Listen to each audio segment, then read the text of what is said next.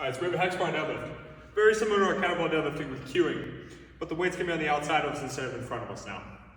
We're gonna start by bending the knees, keeping the chest tall. We're gonna squat down till we can grab the weight. We're gonna row the weight first. We create a little tension in the shoulders, and we're gonna push the ground away and stand straight up. Keeping that eye contact with the spot really close to me in front of the floor. Come down, touch. We're gonna repeat that for reps. From the side, it's gonna look like this. Here, touch, come back down. That's how we do a Hexbar deadlift. Couple common mistakes with our Hexbar deadlift. Number one thing, like we did with the squat and the kettlebell sumo deadlift, the knees are gonna cave in. So their feet are probably gonna start even wider than normal, and they're gonna start from here, and they're gonna pull straight from there. Or they're gonna cave in coming down here. We can use either verbal cueing, or just tell them to pull the knees out. They understand how to do that in the first place. If they don't, the first thing we're gonna do is we're just gonna add a band. Because physical cueing is a lot better than verbal cueing. If I can attach something to their body that's gonna tell them what to do by pulling the knees out, we're gonna do that. So we're gonna just do the deadlift normally. The really light band, just to give them a little feedback to keep the knees out.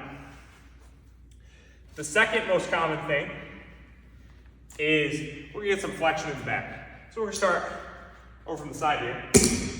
And when they're doing it, they're gonna set up in a good position.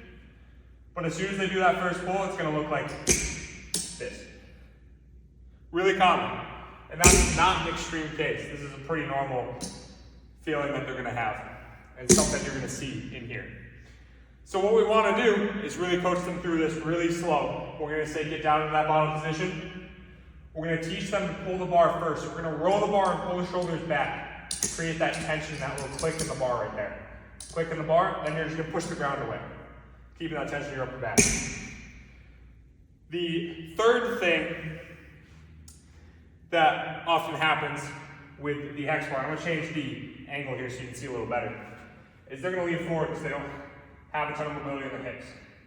So we're gonna lean forward, we're gonna have the heels come off the ground. We're gonna push through just the front of the foot. And then touch and go. A couple things that you can do to fix that. Work on the mobility, that's number one. Number two, we're gonna widen the feet. So we're starting out here so they have a little more room in their hip to get a little farther back. Because if we start really close, it's really hard for me to get back as opposed to if I give myself room to sit down into it.